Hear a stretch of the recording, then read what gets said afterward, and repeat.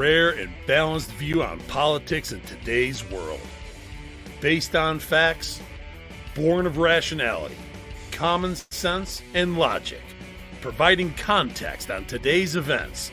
This is American Perspective with Rick Thomas. Hello, everyone, and welcome to American Perspective. I am your host, Rick. So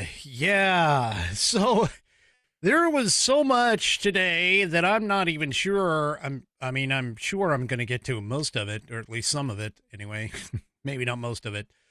There's a lot of stuff that was happening. Some of it about Joe Biden. Skip that. Some of it about, Letitia James and Fani Willis. Yeah. Or Fanny, whatever it is.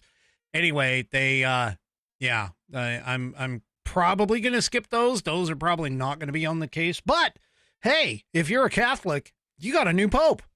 That's right. You've got a new pope. Everybody's noticing the new logo in the corner over here. Just so you know, that's a Judge Wilde special right there. Judge Wilde did that. I told you, he sent me that, wet paint series. And that's the one that I grabbed. So Judge Wilde is, he definitely is the man, the myth, the legend. So if you see him, tell him how good it looks. There you go. All right, let's go ahead and let's get things kicked off. Oh boy.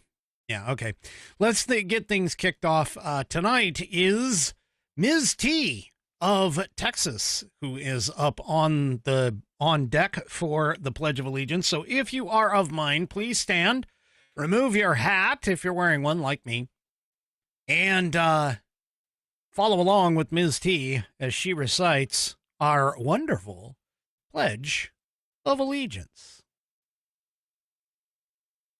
I pledge allegiance to the flag of the United States of America and to the republic for which it stands, one nation, under God, indivisible, with liberty and justice for all.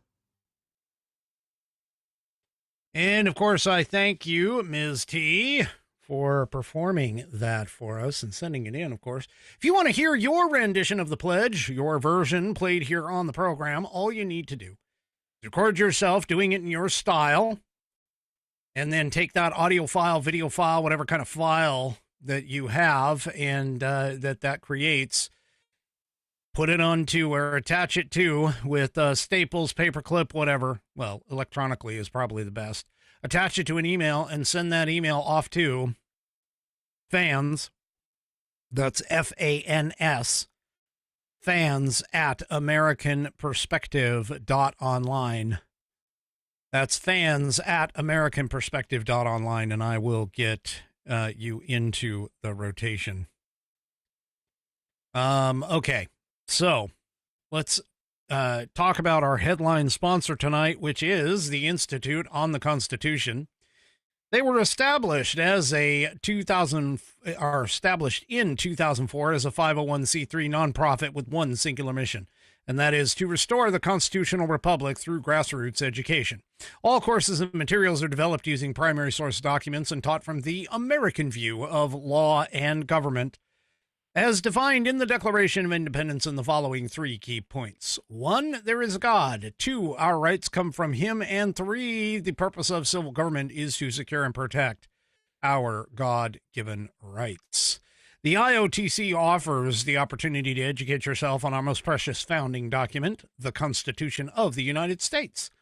They also provide tools to educate your community and get involved with local government. Start by taking their free U.S. Constitution course and go from there. Use my affiliate link, IOTC.AmericanPerspective.online, to sign up, and while you are there, take a moment to look through their other course material and information.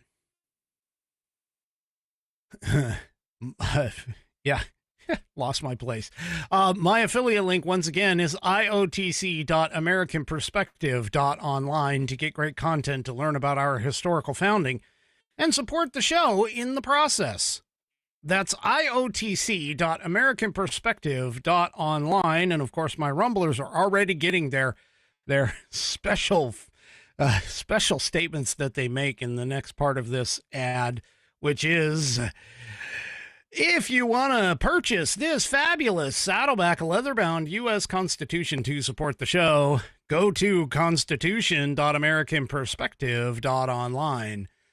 Check this thing out. It's got sexy rounded corners, according to my Rumblers. It has an eighth of an inch of Saddleback leather wrapped around pages that are water and tear resistant, not to mention the fact that the stitches are in numerical order, according to 3 Chevy.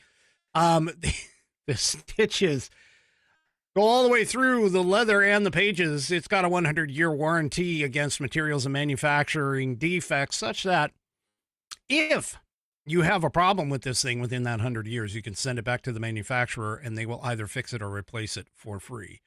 Buddy, of course, says it's guaranteed to be 100% constitutional. I would agree with that. It is Buddy tested, Buddy approved, Billy tasted, Billy approved. And my youngest whiskey warrior has confirmed that the information contained within will get you or will help you to study for your civics badge in Scouts.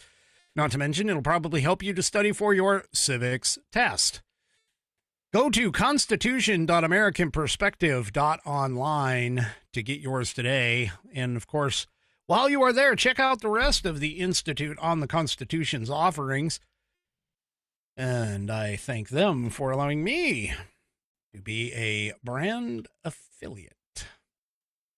3 Chevy says, the British had a problem with it in 1776, except there's only one problem, 3 Chevy. Constitution wasn't done until a little bit later than that. The 1776 was the Declaration of Independence that they had a problem with. Anyway. All right. So, congratulations, Catholics. You have a new Pope. Pope Leo the 14th. That's right, Pope Leo the 14th. Now, what makes this so historic? I mean, most people would be like, it's another Pope. Well, what makes it historic is this is the first United States origination Pope. This is the first time that a Pope has been selected from the United States. I don't know if that's a good thing or a bad thing, because to be honest with you, given the fact that the Pope seems to be, I believe, based on messaging and things like that I'm seeing, that he comes from Chicago, which pretty much means that he is a highly likely leftist, at least somewhat leftist, a progressive, let's say, kind of like Pope Francis was. And I've already seen that indication, too, that he's likely to pick up where Pope Francis left off, which, of course, doesn't mean a whole heck of a lot to conservatives and people who actually want the church to stand up for what the church and the Bible believe in. So I have a feeling this selection may not go over very well for those of us who are a little more staunch in our beliefs when it comes to the Bible. But anyway, it remains to be seen. He might change his mind somewhat. But I can tell you that there was at least one ex-leftist lunatic account that was like, hey, this guy is great. He's known the world over for hating Trump, which of course indicates to me again that this guy is not what would be considered a conservative pope. So anyway, well, he's an American. I mean, at least there's that. Not that it really matters to me, because again, I'm not Catholic. I'm not a practicing Catholic. But yeah, it just, the conclave took about the same time that they did in terms of Pope Francis. Took roughly 2 days. Yesterday, the smoke above the Vatican was black, meaning that they couldn't vote on, or they couldn't come to a voting decision. But today started off with white, which of course tells everybody that they've selected the new pope. So Cardinal Robert Prevost was the gentleman's name. He has now been renamed Pope Leo the 14th, like I said. So there you go. Yeah, that's the name that he has taken. So he's a Chicago-born missionary who spent his career ministering in Peru and took over the Vatican's powerful office of bishops. He was elected the first pope from the United States in the 2,000-year history of the Catholic Church. In his first words as Pope Francis's successor, he uttered from the, I don't even know what this thing, he said, "Peace be with you," in an emphasized message. I'm not even drinking. Message of peace, dialogue, and missionary evangelization. He wore the traditional red cape of the papacy, a cape that Francis had didn't wear on his election in 2013. He spoke to the crowd in Italian and Spanish, but not English. So Trump, of course, congratulated him for being selected, especially the fact that he's coming from the United States and that this is the first time. First time. So he was quite happy. He did say that he was a little surprised, but he also said that he was happy. The U.S. Secretary of State, of course, sent his greetings. Marco Rubio, who is actually a practicing Catholic, issued a statement expressing his heartfelt congratulations to the new pope during a moment of his profound significance for the church. So, anyway. So, yeah. Rubio's message continued and said, "The papacy carries a sacred and solemn responsibility. May the Holy Spirit impart wisdom, strength, and grace as he shepherds the church. The United States looks forward to deepening our enduring relationship with the Holy See, with the first American pontiff." So, yeah. All I'm going to tell you is that all I want him to do, honestly, all I want him to do is just follow the Bible. That's it. Follow the Bible. And, of course, follow, Roman Catholic doctrine. But the Bible definitely is the first thing. That's all I want this Pope to do. If he can do that, believe it or not, that actually means that he'll end up in the conservative column if he actually just follows the Bible. But, yeah, I digress. Anyway, so there you go, Catholics. Fantastic, at least that is out of our way. Well, the Trump administration, they've been talking about releasing tapes, releasing this, releasing that, declassifying this, declassifying that, and they've done some of it, but not all of it. Well, now they're talking about how they might release the Biden tapes from the special counsel investigation. That's the Robert Hur tapes into Joe Biden. And this is not really much of a surprise to a lot of people, but the special counsel Hur, of course, was not exactly he wasn't exactly forthright about things, but he did say, though, that after he had interviewed him, that he came away with the idea that Joe was a, quote, sympathetic, well-meaning elderly man with a poor memory. Now, this is part of the reason why we need the tapes. We need to get the tapes released, just like we need the Epstein client list released. Okay? That's what we need. We don't need, we really don't need you to sit here and say, well, maybe I'm going to release it. No, just release it. Just forget all of the hype, forget all of the, just release it. Just put it out there. Don't say, do. All right? That's all I'm saying. Don't say, just do. So, the Biden camp, of course, is starting to shall we say, get ready for the release of the tapes. I heard tell in another article that I didn't bring up on the show that Joe Biden actually has hired what is in my opinion, can best be described as a publicist. Somebody who is attempting to remake Biden's image. And by the way, Biden was actually on The View. Not going to talk to you about that, but he apparently, according to an article that I saw, that he apparently released his viewpoint that he wasn't surprised that Trump actually defeated Harris in the 2024 election. Yeah, he wasn't surprised. Wasn't surprised at all. Sure. I'm actually, and what's even worse is the statement that he gave, I am going to talk about The View. The statement that he gave actually threw the ex-vice president under the bus. That's Kamala Harris, for those who are not keeping track. But he says, I was not surprised because I didn't think the vice president was the most qualified person to be president.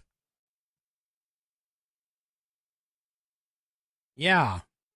Okay. Oh, well. Anyway, the point being is, and by the way, I'm being told that Jill Biden joined her husband on The View and actually answered many of the questions for him. So, yeah, it's just, yeah. Anyway, whatever. He's old news. Let's move on. As far as like the releasing of the tapes, yeah, I would really like to see that. I'm just telling you, I would like to hear the tapes. I'd like for them to be out there. Because obviously that just tells you what happened over the last 4 years. If we can get those tapes, at least it'll confirm what everybody pretty much already knew, which was the fact that Joe Biden wasn't there mentally, even though he may have physically been in the White House. And also too, keep in mind that if I do have a feeling, I'm not quite sure if this is really going to pan out, but I do have a feeling that the Trump team might be attempting to make a case with regards to the whole auto pen situation and attempting to potentially negate a lot of the things that Joe Biden did, especially the presidential pardons that were done and signed by the auto pen. Because the reason I say this, honestly, now that I'm kind of thinking this through as I'm standing here, but if it can be shown that he was not cognitively present, whether he was physically present or not, but cognitively present, to essentially authorize the use of his signature by the auto pen, that would potentially negate the legally anyway, negate the orders that he created while in the office, and especially the pardons. So wow, that would open up a whole can of worms for a lot of people, including his son, Adam Schiff, the J6 committee. All kinds of individuals that could potentially be brought up on charges of all kinds of different things. So yeah, that's just, anyway.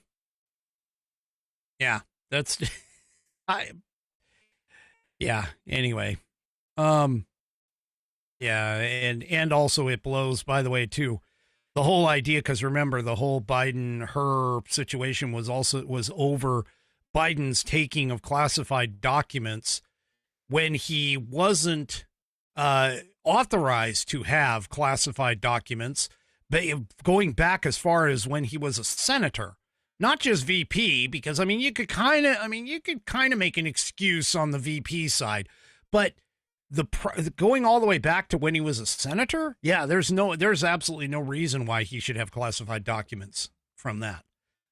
And that was something that they were trying to cover up. Plus, it also blows the whole Trump classified documents case out of the water if they can prove that as well. So anyway, yeah. So there you go. And her, of course, released the report, but hers report didn't really go anywhere. So if we can get the tapes, that could potentially start an idea of get the tapes released. If they are what we think they are, okay. So there we go. I mean, if they are what we think we are, what we think they are, then yeah, he he should basically. Yeah. And I know some people are saying things like, "Oh yeah, this is all, water under the bridge. We shouldn't even be going after this kind of stuff." Well, I hate to tell you this, but there is a lot of things that we should be looking into and going after in order to be able to figure this stuff out. Now, there are certain things like, I mean, again, 2020, we can't necessarily relitigate that election. But the thing about it is, though, is that there are some things that we at least need to have answers to, whether or not they actually come to like criminal conclusions or whatever, or criminal charges and jail time or any of that stuff. No, but we definitely need to have the information presented in a transparent manner, because that's what our government is supposed to do. Our government is supposed to be transparent with everything that it can be. And, I mean, this is just a start. Just to know that we had a stumbling old fool in the White House, I think is definitely high up on the list of things that need to be presented to everyone. And speaking of things needing to be presented to everyone, we need to know what the heck A.G. James, that's right, Letitia James, we need to know what's going on with her. Because she did, according to actual documents that have been uncovered, she actually did what she claims Donald Trump did with hardly any proof. Well, the FBI is going to get to the bottom of it, because here in Newsmax, there we go. Here in Newsmax, the FBI has now opened a criminal fraud probe into New York AG James. So the FBI and the U.S. Attorney's Office in Albany, New York, have opened up a criminal investigation into New York Attorney General Letitia James over allegations of mortgage fraud. The Albany Times Union first reported today. The probe comes in the wake of a criminal referral by the Federal Housing Finance Agency Director William Pulte earlier this month. In his letter to the U.S. Attorney General Pam Bondi, Pulte wrote that James falsified records to secure a home loan on a property in Virginia as her principal residence in 2023, when she was serving as New York's prosecutor. So, yeah. So in this case, she definitely needs to be investigated, because she claimed falsely that Trump like inflated his properties and won a big huge settlement that, of course, is still being appealed, but won this big huge settlement over this whole idea that he falsely inflated his properties value and tried to like pull the wool over the eyes, even though the banks that he dealt with were like, hey, we did our own I'm grasping at a straw here, our own valuations.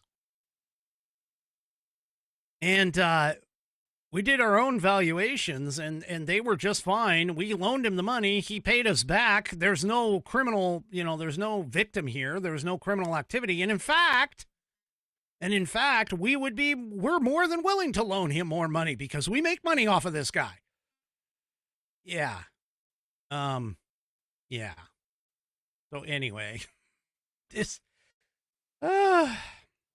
she falsified records. She actually falsified the records. I mean, again, this is like actual evidence and a true crime rather than just a suggested crime. And what's even worse over all of that was Letitia James kind of claimed that he did these things in order to cover up some other nebulous crime that never happened because nobody can articulate it. And what's worse, like Bonnie points out, she did it not once but twice. She actually, I think, reportedly, she did it more times than that. But those are the only two that they really have articulated in the news. Anyway, so yeah. So apparently, in the letter, Pulte outlined that James could be liable for criminal charges ranging from wire fraud, mail fraud, bank fraud, false statements to a financial institution, and, of course, a bunch of, quote, other relevant state and federal laws. Yeah. So, yeah. Anyway, James has hired Abby Lowell to represent her in the matter and has basically slammed the Trump administration, calling it a revenge tour. But anyway, glad to see that the FBI is actually finally going and doing something about all this. Well, speaking of law and order, folks, we now have another district attorney who is under investigation. Here in LifeZet. So there's a Minnesota district attorney, by the way, who refused to charge a Tesla, we'll call him vandalizer. They call him a terrorist because that was a moniker that was actually tied by the Trump administration, said that anything that goes against Tesla, we're going to call that terrorism. Well, now the Minnesota DA who refused to charge is under investigation by the DOJ. They've opened a civil rights investigation into the Hennepin County Attorney's Office following reports that County Attorney Mary Moriarty implemented policies instructing prosecutors to consider a defendant's race when making plea decisions. Huh. I seem to recall the statue of Lady Justice. The statue of Lady Justice with the scales in one hand. I can't remember what, I think it's a sword in the other. And she has the scales, and the scales are balanced, and the sword is in the other hand. And then, of course, what's on her face? Oh, yes, it's supposed to be a blindfold. Lady Justice isn't supposed to be looking at things like race or sexual orientation or political party or anything else. She is supposed to be as objective as possible. You break the law and it's proven you've broken the law, you go to jail. That maybe you suffer the consequences. That's it. That's it. Well, the investigation, of course, comes after growing scrutiny of Moriarty's prosecutorial discretion, including her office's refusal to file felony charges against a state employee accused of causing over $20,000 in damage to multiple vehicles in Minneapolis. So, yeah. Anyway, that's essentially going to hello.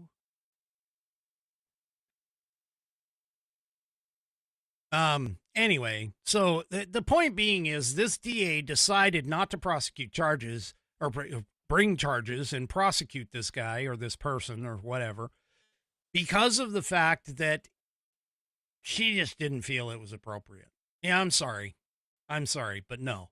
You break the law, and this goes back to my whole same standard across the board, no matter what kind of thing, okay? Same standard across the board is literally this. You break the law, I don't care who you are. You get punished for it if it can be proven that you were the one that broke the law. That's the way our system of justice is supposed to work. Doesn't matter whether you're black, white, Asian, Native American, otherworldly alien. That's the way our justice system is supposed to work. You break the law and you're proven to have done it, then you get the punishment. That's it. That's all there is to it.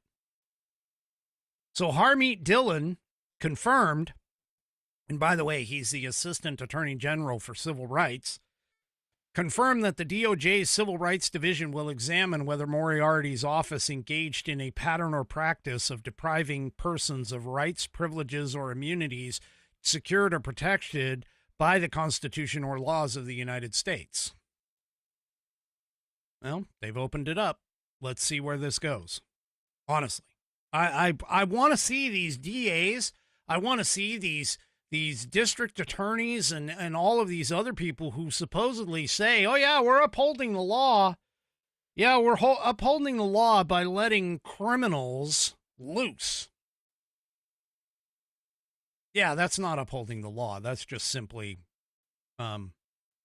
covering your eyes and hoping things get better. Well, the other thing that I think in terms of our legal system, okay, is that for some strange reason, we sure do see a lot of Democrats that are doing some pretty hinky, corrupt stuff. And yes, I did say hinky, all right? But before I get into that, let me tell you about 1775 coffee. Still haven't tried 1775 coffee yet? Now is your shot. The 1775 starter kit just dropped. There's only 1,000 units available. With this starter kit, you're getting the bold dark roast that hits harder than a CNN fact check. Well, that's not too hard. I mean, let's face it, CNN fact check is a farce check. Anyway, moving on. The smooth medium roast and the Vitality mushroom coffee for clean energy and laser focus with no crash. Okay. All single origin, small batch, toxin free and mold free. Plus, you're also getting, now seriously, this, I'm telling you, you should get this just for this next item. All right. A gold spoon clip, because freedom itself isn't scooped with plastic. Okay. That right there, I'm telling you, this whole thing, in my mind, that just does the entire thing right there. Anyway, so you also receive, as a part of this kit, a frother strong enough to stir up your coffee and your mother-in-law's political opinions. Yeah, anyway, that would be that whole half, not my mother-in-law, because unfortunately, rest in peace. She actually thought an awful lot like I did, so that's pretty cool. Other members of my family, though, that's something else. Anyway, sorry, I digress. A black 1775 tumbler that says, "I don't take life advice or caffeine from a woke sea witch." Oh, yeah, there we go. $170 worth of coffee and gear that is all yours. And like I said, man, that gold spoon clip, I'm telling you, that's probably worth it all by itself. But all of that can be yours for $99. This is for the ones who've been watching 1775 blow up on Rumble, wondering if it's actually worth it. Spoiler alert, it is. Go to 1775coffee.com/studio. That would be the / the slash, that's the question mark key. Okay. Go to 1775coffee.com/studio and grab your starter kit before they're gone. Remember, there's only 1,000. There's only 1,000 of them. All right. Okay. Go to 1775coffee.com/studio and get your kit before they're gone. Bold beans, clean fuel, and a morning routine that actually stands for something, just like Rumble does. Start your day with coffee and that fantastic golden spoon clip. I mean, just imagine how you'll feel. You'll feel like Trump scooping your coffee with that gold spoon clip, I'm telling you. Anyway,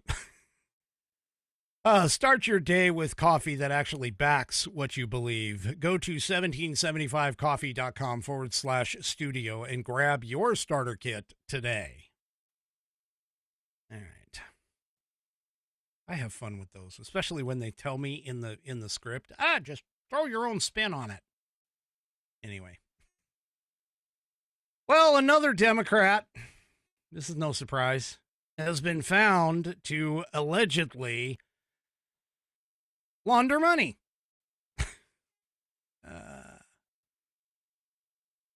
Here we go. So, a African aid agency and a gentleman, by the way, this is in the Daily Wire, okay? An African aid agency used foreign pass-throughs to hide money that went to DC staff and friends. Can we say money laundering here, folks? Yes. Can you spell it? Sure. If you're smart. Anyway, when the Department of Government and Efficiency aides showed up at a small USAID-linked federal agency called the African Development Foundation in March, its management locked the doors and refused to let them in. A fired board member actually sued to stop Doge, and the group was lauded for resisting Doge's demands for access to USADF systems, including financial records, payments, and human resource systems. Doesn't really surprise me any. That's nothing new. But the objection, according to several former employees who were contacted by the Daily Wire, or they contacted the Daily Wire anyway, they told the Daily Wire, that objection may not have been on principled grounds, but rather because all of those records actually amounted to what would be considered a crime scene, white-collar crime, of course.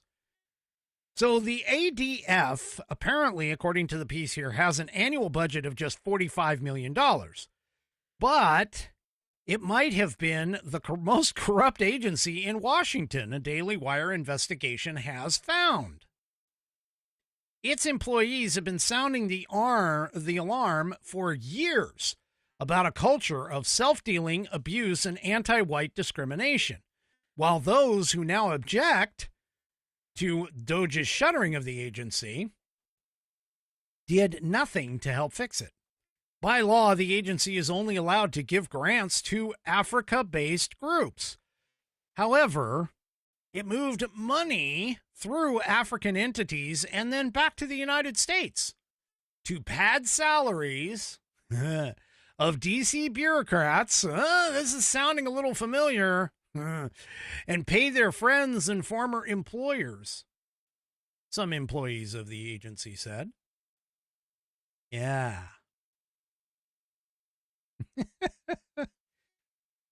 Oh, my gosh. So there was an assistant to this guy, Travis Adkins, okay? And it was Travis Adkins, by the way, is the CEO of the organization for the time. He arrived in 2021 after a short stint as a Biden appointee of USAID. So the assistant to Adkins said that after she asked why her paycheck was lower than agreed upon, Adkins informed her that the remainder would be coming from an overseas account. Okay. That sounds a little weird.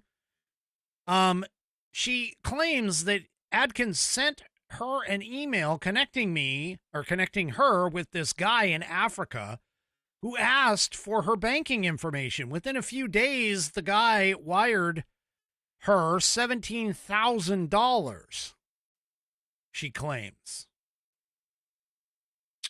That's interesting. The Daily Wire then reviewed the bank paperwork showing the transfer came from an account in Kenya. Another longtime employee was eventually put on the payroll of an African partner and was informed she was being paid through an entity in Mauritania. No payroll, state, or federal taxes were ever withheld from her paycheck. Huh. Well, that's interesting. This employee said the contracts don't make sense and they know Doge will find lots of wrongdoing and illegal activity. The whistleblower said, I'm not a fan of Doge, but some of the things they're doing need to be done. They have been operating, meaning the African fund, has been operating like this for years and no one did anything about it. Huh. So if you think something like that, I mean, seriously, if you think something like this is going on, why do you believe the idea, or why don't you believe the idea that the Biden family did something similar with Burisma and the Chinese Rosemont Seneca Partners and all of those other things? I mean, they really did it. But anyway, so now this is basically a question of international money laundering.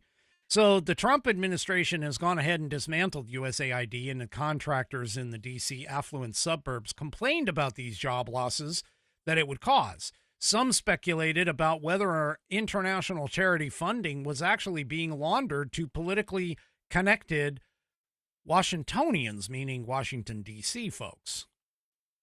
Yeah, well, that's not dissimilar to what the American Development Foundation actually did regularly. According to the Daily Wire's interviews and with employees, as well as videotaped internal interviews that became part of a lawsuit. Yeah. So in one instance, the Daily Wire reports, it awarded a grant to a Kenyan journalism group called Africa 24 and directed that group in turn to pay the salaries of Americans at the federal agency's D.C. headquarters. That meant that Congress actually thought that they were giving an actual charitable grant to Africa and that the agency itself had a low overhead rate. And in reality, the money was coming back to D.C. and being spent on D.C. bureaucrats. Oh, here we go. And it's always a Democrat. It's always a Democrat that's doing this. Ugh. Guys, I'm telling you, there's so much corruption and horrible stuff going on within our own government that even our own government doesn't know about all of our own government. Well, hey, you know that whole fight oligarchy thing that Bernie Sanders and AOC are doing? Well, Bernie Sanders actually told the truth for once. Yeah, he was on an interview or, talking to somebody. Yeah, let me see if I can find it here. So he was actually, during an appearance on the special report with Fox News, Brett Baier, on Wednesday, Sanders actually basically told them that told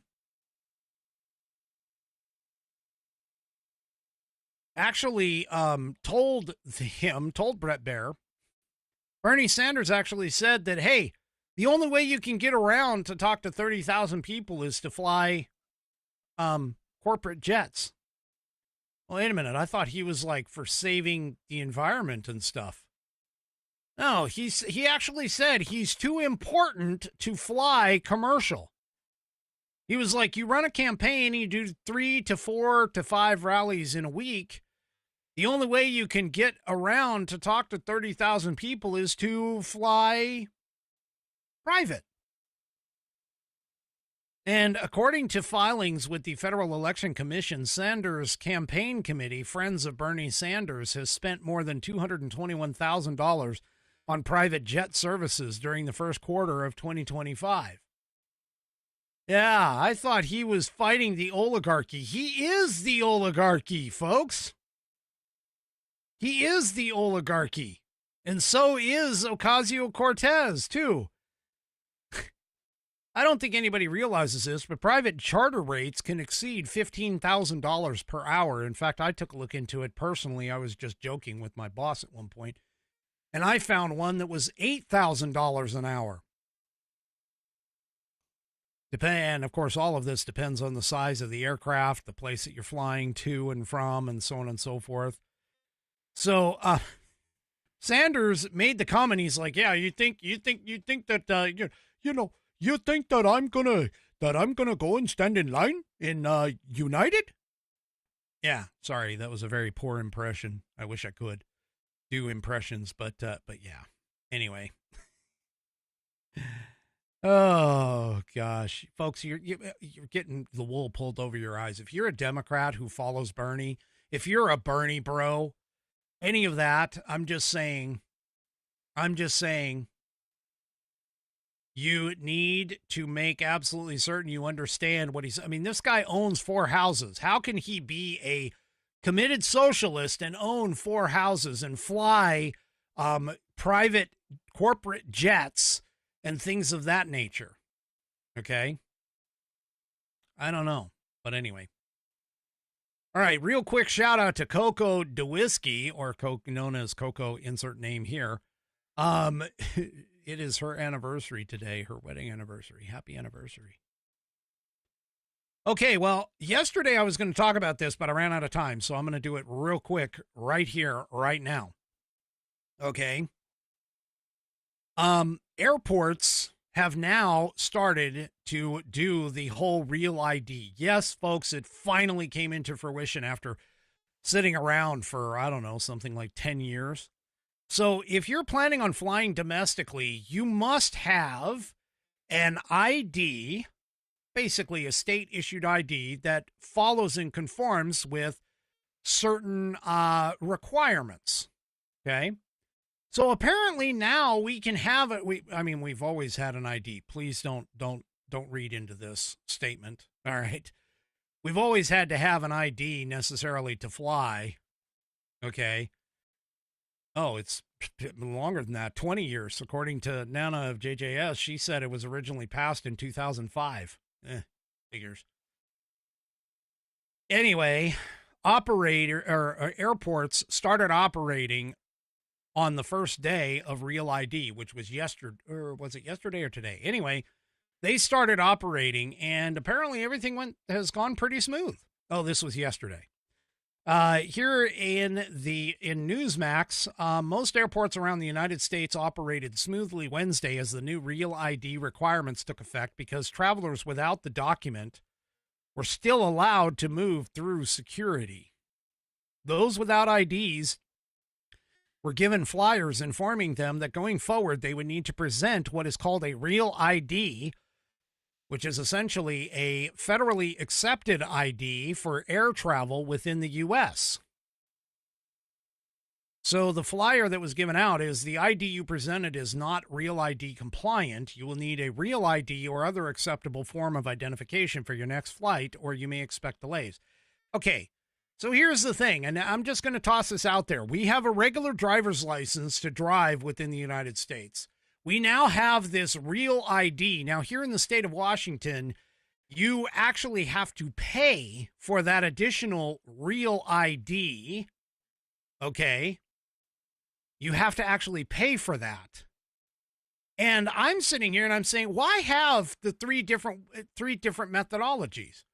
Why not just issue everybody a damn passport? I mean, seriously, when you turn 18, for the men, you register for selective service. Why can't you just go down as a part of that process registering?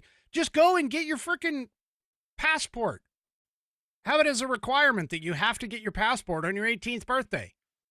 I mean, you can mail away for it. It's no different than registering for a selective service. So anyway, they're making the states do all of this for this Real ID. Just make it real simple. Just say, hey, everybody gets a U.S. passport, period. That's just the way it is. Okay. So anyway, on this Real ID thing, though, illegal aliens who don't have any ID, by the way, are now barred from flying. unless they are self-deporting. According to this piece in the Daily Fetched, illegal aliens are now barred from flying without real ID unless they are leaving the country on their own. So the Real ID Act, of course, came into force yesterday. Congress originally passed the legislation nearly 20 years ago in response to the 9/11 terrorist attacks, aiming to tighten security and standardize identification requirements for domestic air travel. Would have been, I'm telling you, it would have been just so much easier just to say passport. That's it. I mean, yeah. Anyway, in social media post promoting the new enforcement, DHS Secretary Kristi Noem said illegal aliens should not be allowed to fly in the U.S. unless self-deporting. So, yeah. So here's the thing. I mean, I have real ID. I have a real ID only because I got one knowing that this was coming. And again, like I said, it's been pushed back multiple times. So, I mean, I got mine several years ago. But my wife doesn't have real ID and she can't fly. She does have a passport, though. She can't fly under her regular driver's license anymore because it didn't conform with the Real ID Act. So, yeah. Anyway, all of this is just additional layers of red tape. Well, speaking of travel, and this actually made it into the social medias. Apparently, there was a report and insiders that have come out now. This is a former FAA official, along with several airline industry insiders, went ahead and told the Post that air traffic controllers are facing about 1,000 equipment failures each week due to the fact that they have ancient equipment. This is not surprising. I also heard a report the other day that the air traffic control system actually still uses floppy disks, folks. Floppy disks. I haven't seen a floppy disk. Now, I didn't ask. I mean, I didn't know. There was no note whether it was the 3 1/4 inch floppy or the 5 or 5. Is it 5 1/4 and 3 1/2? That's what it is. 5 1/4 inch floppy, the big black ones, or the smaller plastic covered floppy disks that are 3 1/2 inch size. There wasn't any definition between the two of them as to which one it was. Maybe it's both. I don't know. Anyway, so apparently there was a 90-second radar and comms blackout that happened at Newark Liberty International Airport that resulted in a cascade of all kinds of cancellations and delays that lasted for more than a week. It was a fried piece of copper on April 28th that caused the outage. All right. Following the incident, 5 FAA workers in the Philadelphia-based control center took trauma leave of up to 45 days, according to CNN. Now, look, I'm going to be honest with you.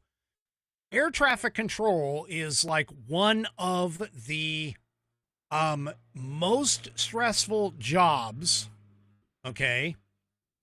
One of the most stressful jobs that you could possibly have. Well, that's part of the reason why the training and the requirements to become an air traffic controller are so rigorous. It is incredibly stressful to know that your mistake basically can cost hundreds of people their lives. And that can be a bit of a problem. I mean, it's kind of like a 911 operator. The only difference is the magnitude of scale that you're dealing with. Okay? But all of that being said, okay, they are basically, the airline officials and stuff are basically pointing out that the FAA experiences almost 1,000 outages a week. Some outages they claim are worse than others, but the bad thing about it is that you can't predict them. So industry officials explained that the miles of telecommunications wire snaking its way through systems from New York to California are being overloaded by the tens of thousands of flights Americans take every day and a historical lack of certified professional controllers that are overseeing those planes.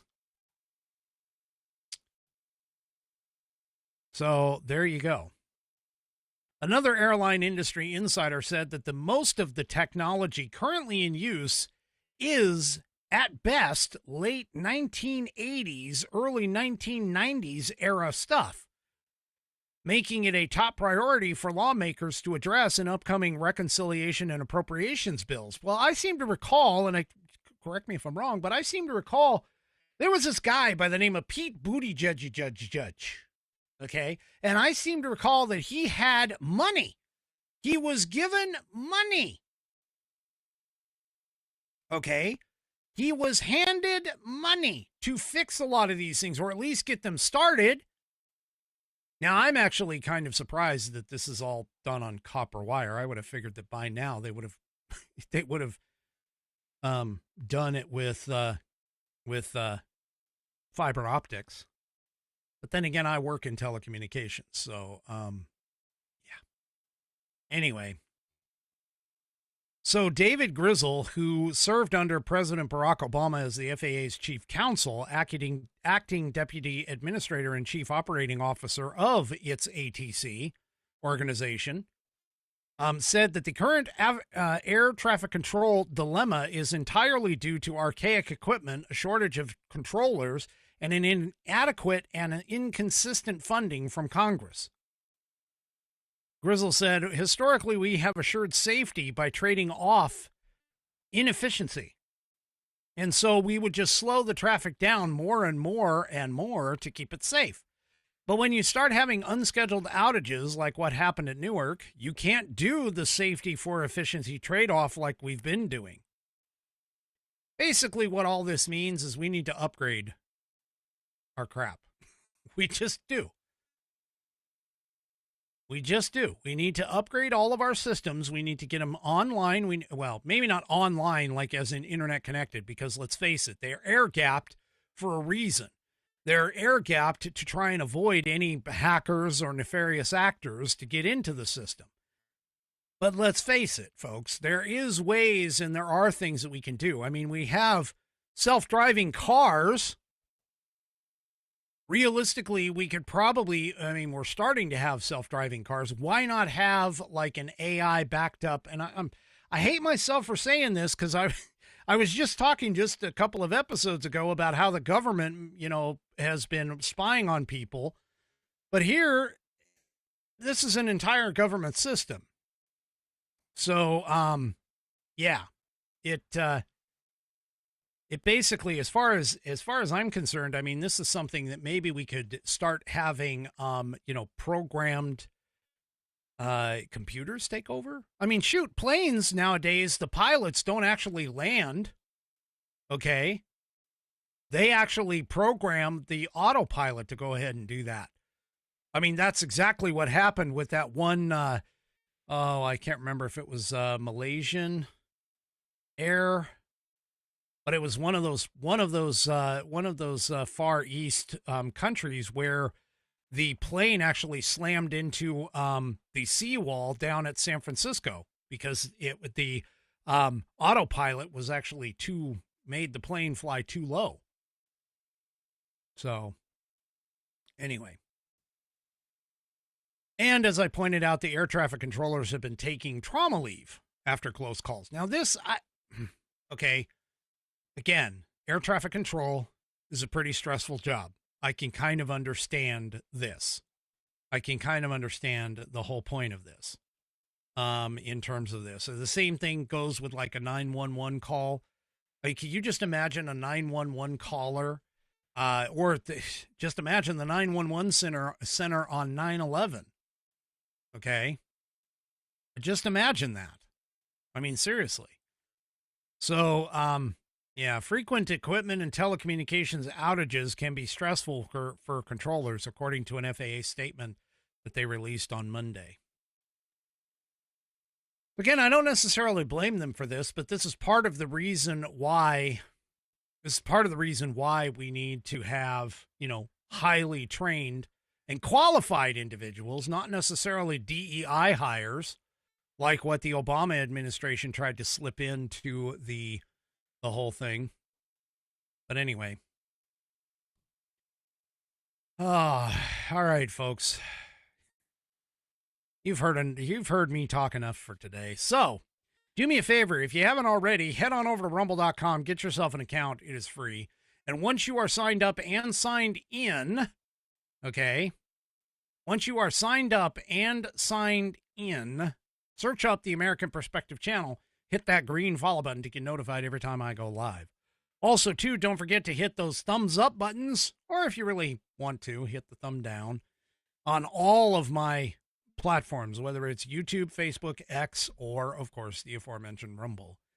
We will see you tomorrow night, 5 p.m. Pacific, 8 p.m. Eastern Time, right here on American Perspective. Have a great rest of your evening, and good night, everybody.